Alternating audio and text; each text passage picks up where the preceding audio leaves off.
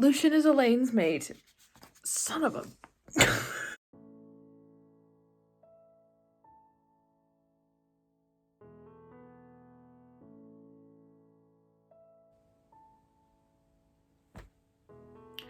Not me crying. That was literally the most painful thing I've ever read. Ooh.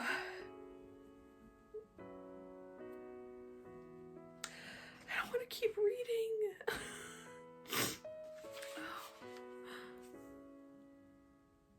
Oh, he broke the bond. Oh.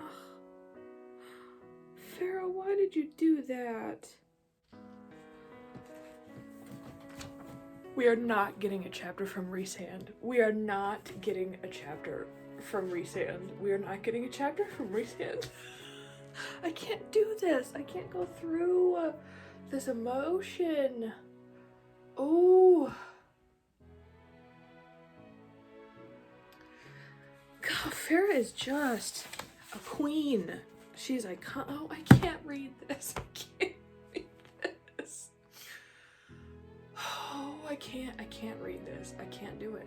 I need to do it. Yes, secret marriage. Farah's the High Lady of the Night Court. Okay, this chapter is less heartbreaking than I thought. Oh. Yes, my queen. Yes, Rhysand. Oh. Oh, okay, final chapter, last chapter, last chapter. Here we go. Last chapter. Oh. Ew, Tamlin. Ew.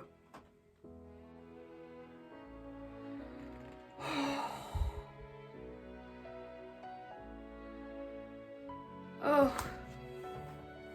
I can't. Honestly, I'm gonna have to give you my final thoughts tomorrow because I am reeling.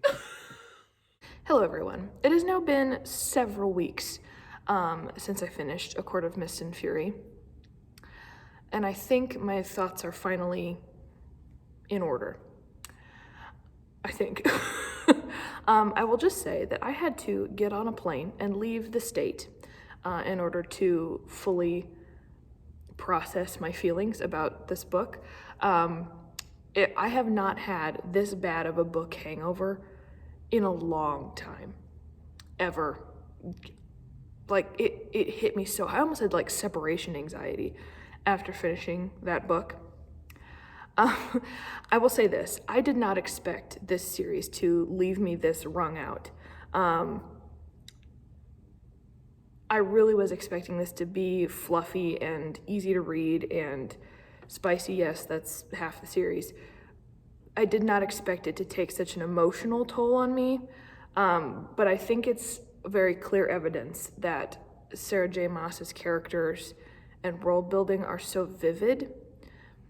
Whether they're the best necessarily, I don't know if I'm the best person to say that because I think that's too specific a label or goal to give fantasy. I think different fantasy serves different needs. But the girl knows how to write captivating characters and how to write very focused plot. And I think, I mentioned this with A Court of Thorns and Roses, that the first half of that book was so character driven. It was just all about Farah and Tamlin. But the second half of that book really picked up steam in terms of plot. And like I said, whether it's the best or most believable plot, again, I'm not necessarily sure I'm the best person to judge that because I enjoyed the book so much. I really don't have any faults. I seriously, honestly think that it is a taste thing when it comes to this series. We'll see if that lasts throughout the rest of the series, but I don't really have anything bad to say about it other than my issues with the first one with Farah's character and her giving over too easily on allowing Tamlin to make decisions for her, and all of that was answered in the second book, and it really explains the insta-love situation. I love the emotional processing we got from Farah and her coming to that sort of toxic relationship realization, and well, it wasn't necessarily fair to Rhys, but she compared and contrasted a little bit to Tamlin. But we also had a moment of honesty from Rhys saying, I hate that you compare me to him because I'm not him, so stop doing it. And it was a really nice moment of there are two people in a relationship, and so that processing was really good. And the cliffhanger at the end of A Court of Mist and Fury, I broke my own rule and I read the first 2 chapters because I have the paperback version. So I read the first 2 chapters of A Court of Wings and Ruin. And I'm already know that it's going to be so painful to start at that point in the book, knowing all that happened in Mist and Fury, and that we have to backtrack to Tamlin, and it's gonna be hard for me to read that. All in all, I thoroughly enjoyed this book. I supremely enjoyed it, and I think, yeah, I'm so glad that I started with this one, this series, because in my estimation, it's worth the hype, and it's worth the character obsession, because she's so good at it, and I really like it. I don't know, like I said, if I'm the best judge to say whether it's good, but I enjoyed it, so therefore it makes it good. For me, at least. I thoroughly enjoyed this book. I cannot wait. Unfortunately, I have to take a month off from reading this series because Book March Madness is happening next month, and I'm not doing a dedicated vlog for that book, so I'm gonna take a breather from that series and focus on my other reading before I pick up A Court of Wings and Ruin. But I will be craving it for an entire month. But needless to say, it's been a great time, and I loved every emotional roller coaster moment of it. So if you enjoyed this video and you have any thoughts about my reflections on the book or the series in general, please leave your thoughts down below. And this is a little bit of a call to action for you. If you know of chapters or moments in A Court of Wings and Ruin that you would like a first-time reader to react to, comment them down below, because I would love to meet that need. And if you have other series recommendations, whether it's other Sarah J. Maas or whether it's other fantasy series that you think I would enjoy, go ahead and comment those down below and I will add them to my list. But yeah, if you enjoyed this video, go ahead and give this video a like and subscribe to my channel, because it really does help me out and let me know what you guys want to see. And as always, a huge thank you to the friends and family who have readily supported me along this journey. It truly means the world to me, and I can't wait to see what's on the next page. Cheers.